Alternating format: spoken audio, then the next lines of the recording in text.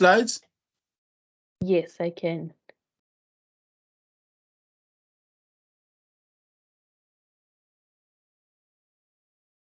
Okay, here we are again. So welcome to the field of customer experience. Lesson 14. We need to know the framework for understanding online customer experience. In the previous lessons, I think it was lesson 13 and lesson 10 and 11, we spoke about customer journey. The touch points that customers go through when making a purchasing decision. We spoke about the antecedents. And now we need to have a deeper look at the experience that they come across in their customer journey.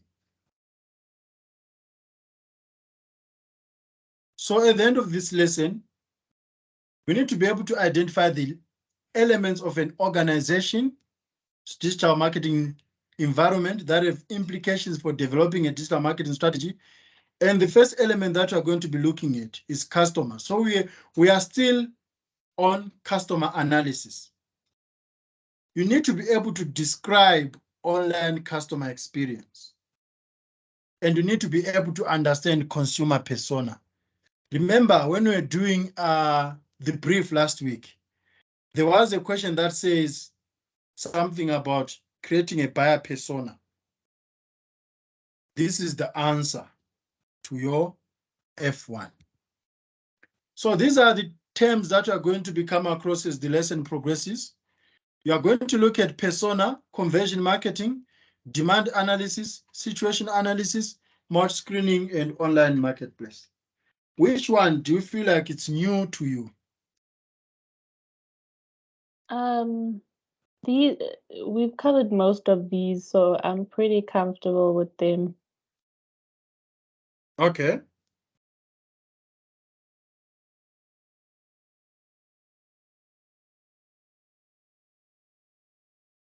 All right. So what do you think customer?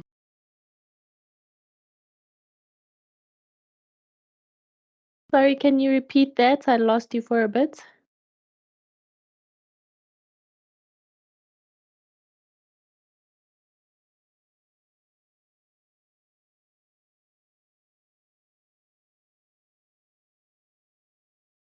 Hello?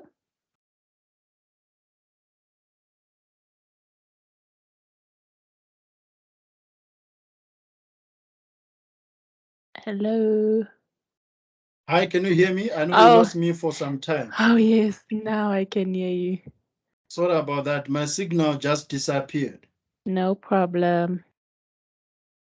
All right. What do you think customer experience is?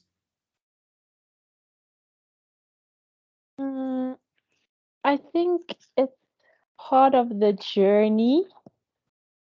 You know, what's another word for experience?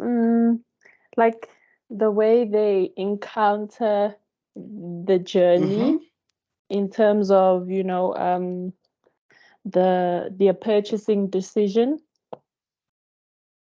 Yeah, I would say that. All right. You used a very, very crucial word there, encounter. That's all about customer journey, how customers encounter the brand. Then why is that important?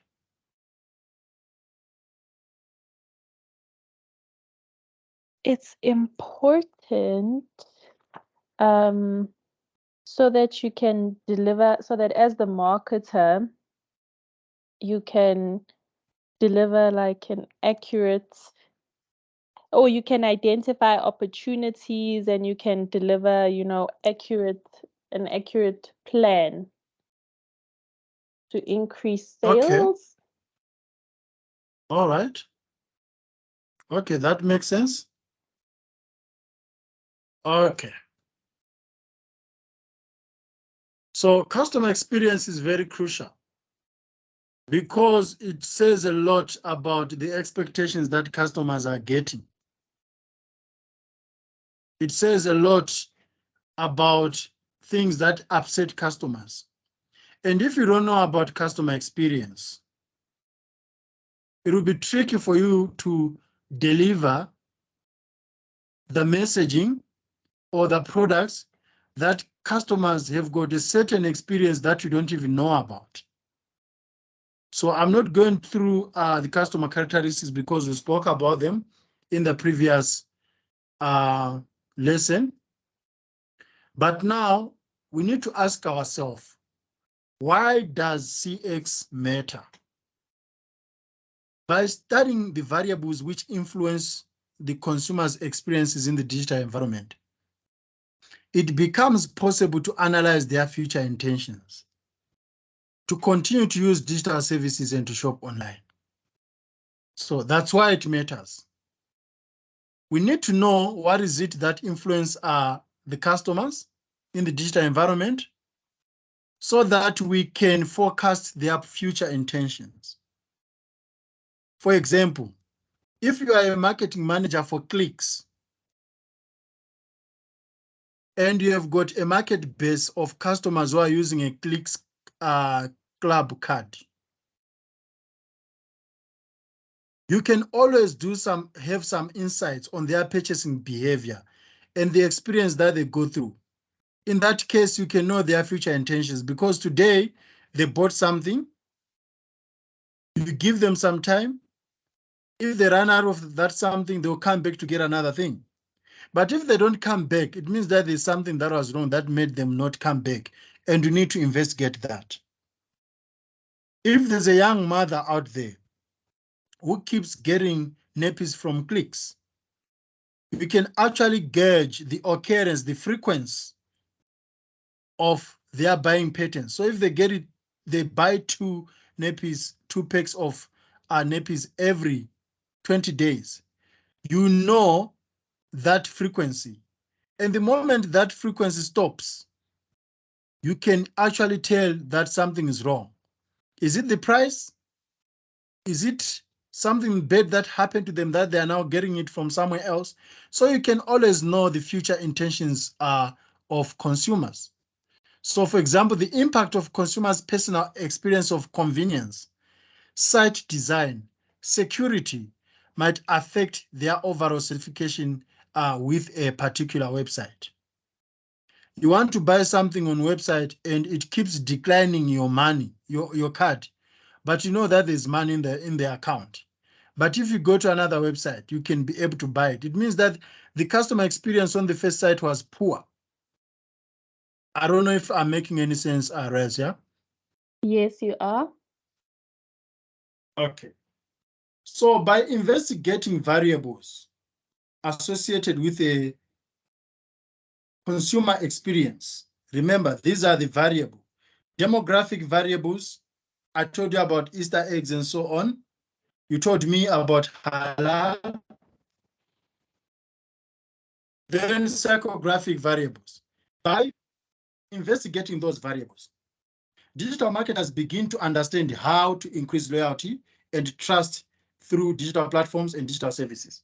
That's what Spark2 is trying to do.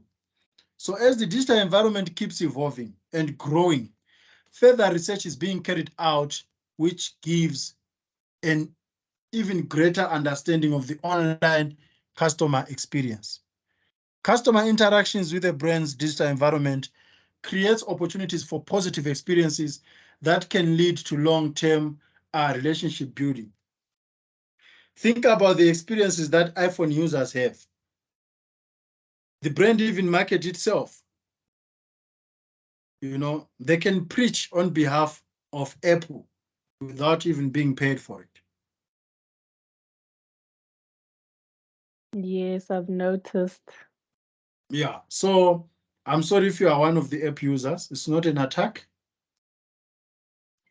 No, I'm actually I use a Samsung, but my laptop is an Apple.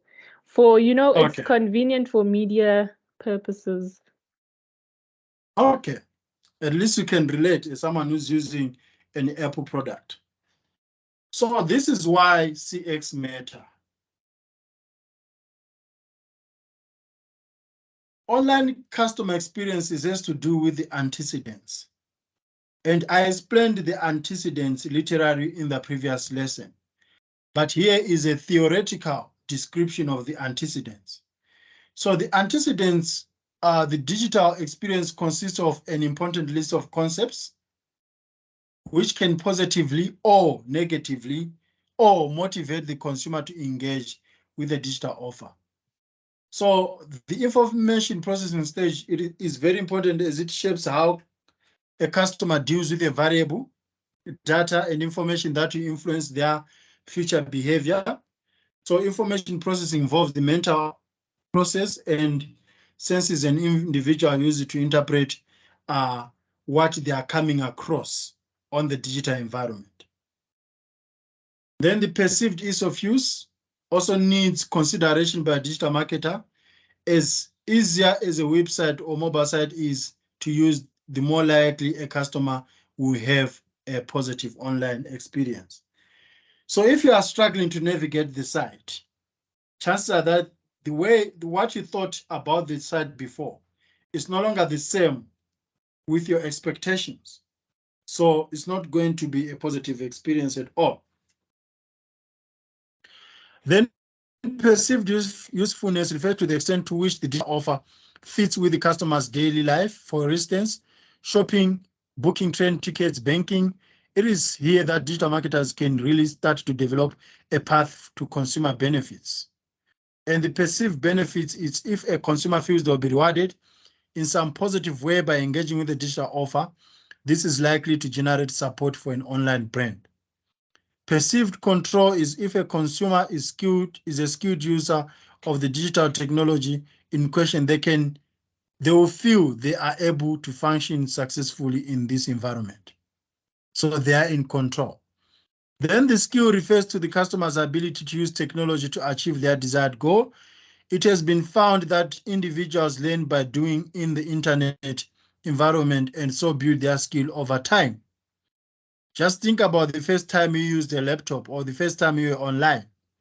And now, I'm sure you've learned lots of things, right? Yes, I have. So that's how internet skills evolve. Then trust and risk play an important role in how a customer behaves online. Inexperienced internet user can feel vulnerable and the fear of the unknown. Customers should be able to achieve their buying goals without feeling they are exposed to undue risk, especially financial risk, social risk, and personal risk.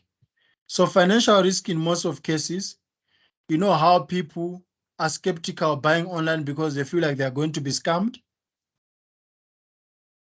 Yes. Yes.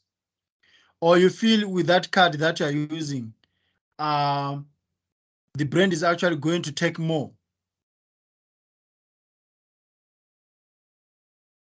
Mm-hmm. Then social risk, it's always something that can end up exposing you to social harm.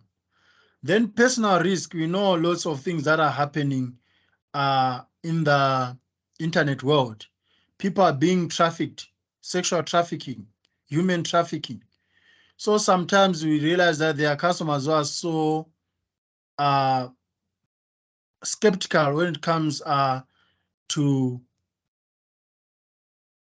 purchasing products online because they feel like their personal information, like their email addresses, their phone numbers, can be used for devious or criminal purposes.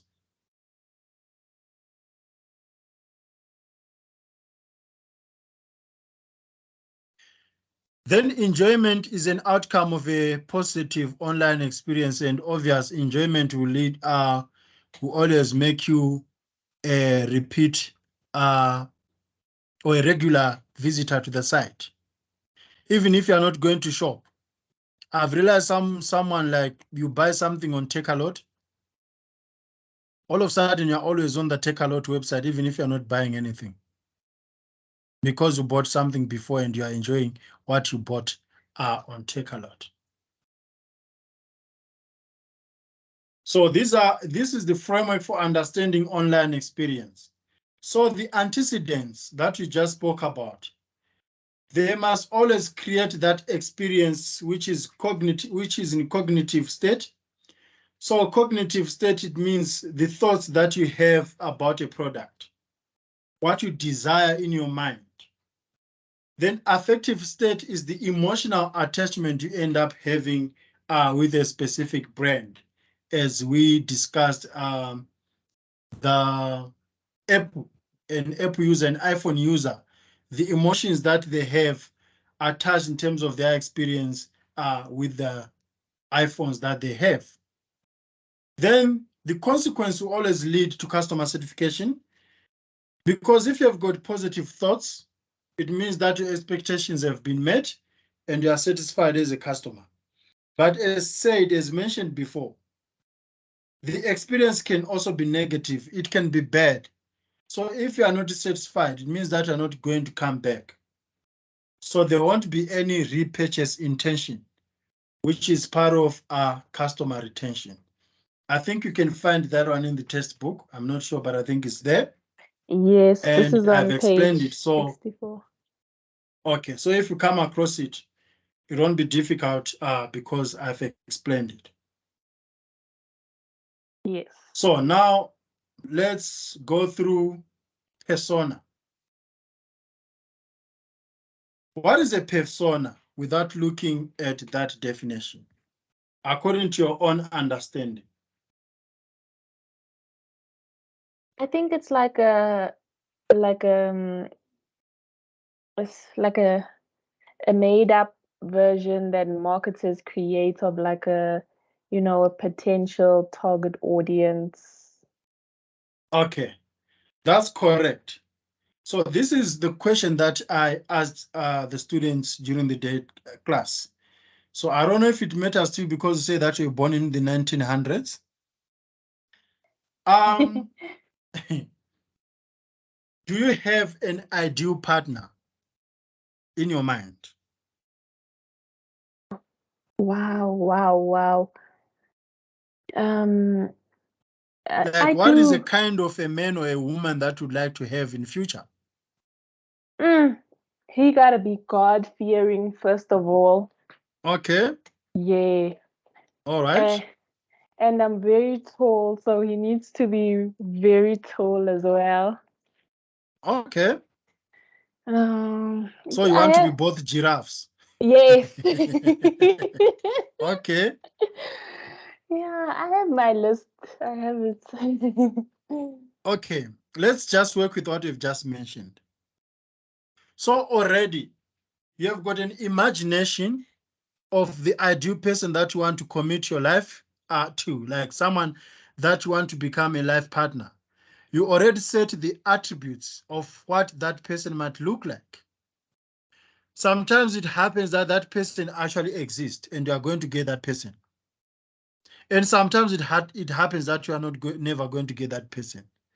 But you already have a blueprint of the kind of a person that you're going to have in future as a partner. So it can happen, for example, you say that you want someone who's God-fearing. All of a sudden, you come across someone who is Muslim and is still God-fearing, but they've got their own God. So would you consider having that person? Or maybe I didn't understand you well. When you said God-fearing, do you mean from a Christianity point of view or from another religion point of view? So I'm Catholic, and Yes, Catholic, so it's ideally, Christian. yeah, ideally, I would love, to be in a to have a Catholic God-fearing. But however, I have seen the relationships work between Muslim and Catholic. So, Mm, but each are very staunch in their faith and you know are God-fearing in their own faith, and I think it can coexist. okay, all right. But let's go back to the personas, because the reason why I asked you this question is because of its relation to digital marketing. So realize that any brand, no matter how ugly you may think the product they sell, they always have their ideal customer.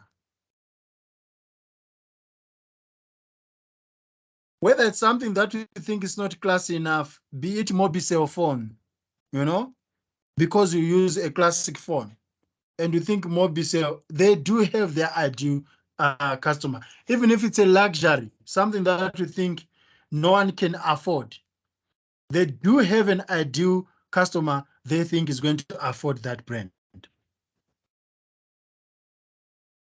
And there are in most cases that even if with time you can always change that persona, that ideal person. As long as the world keeps evolving, you can always change your mind.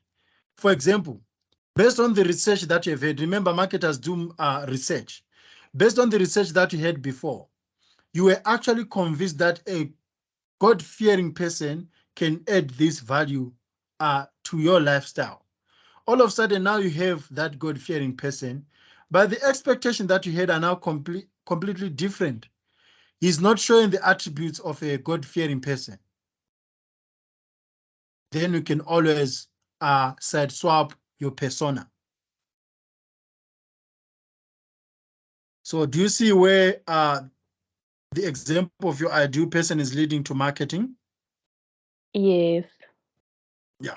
So a persona is a fictional profile, typically informed by research.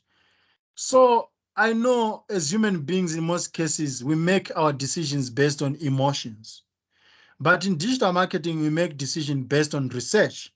That's why you see on F1, when you say create a persona, you need to go out and research about that persona that you want to create. But in your case, for example, if you say you want a God-fearing person, I would assume that is because it's based on your experience of being a Catholic person, right? Not on research about God-fearing men. Mm-hmm. Yes, that's how we make decisions. So we need, as brands, we need to come up with research, know more about people out there. Once we do that research, we can then come to a conclusion to say that this is the kind of a person who would like to target to consume our product or to love our brand. So creating a persona is a powerful technique for developing customer-centered digital marketing strategies. Brand presences, campaigns, and forms part of market analysis. Consumer personas have been used for a long time in research for segmentation and advertising. So you can always group your customers based on the persona that you've created, the imagination that you've created. But in recent years, they've also proved effective for improving website design by companies that have applied the technique. So realize, for example, if you're a gun selling website and you've got that persona in mind, the theme of your website, the colors of your website can always suit the persona of gun lovers and so on. It's not only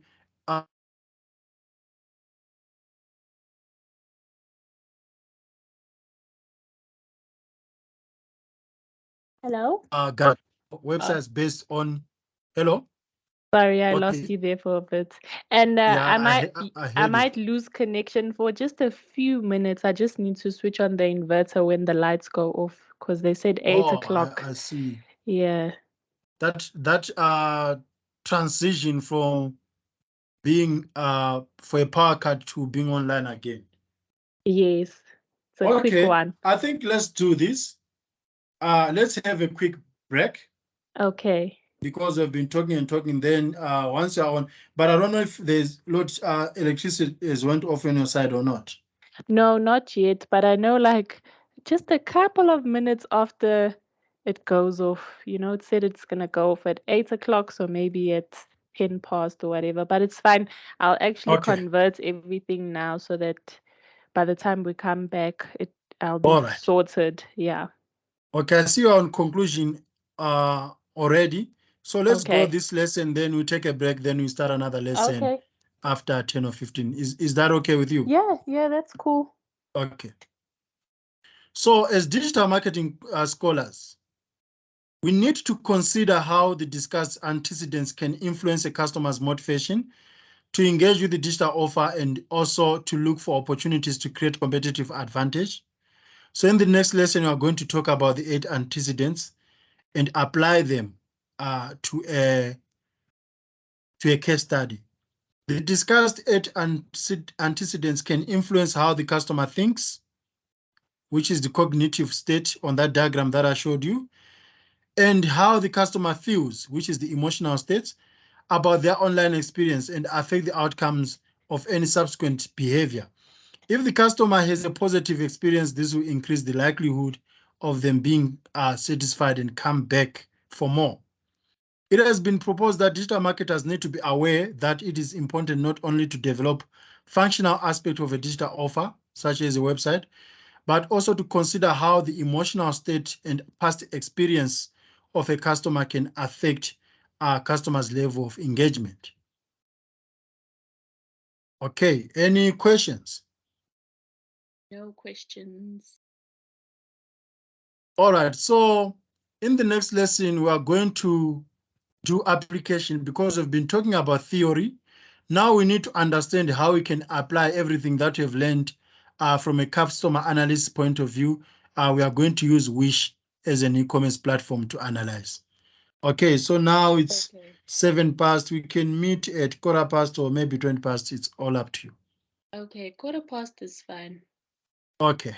All right. Thank you. Okay, pleasure.